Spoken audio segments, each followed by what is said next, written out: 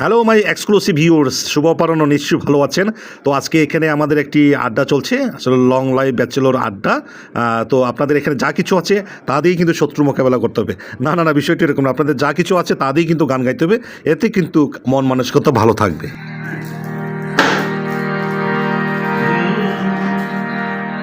সুন্দরী গো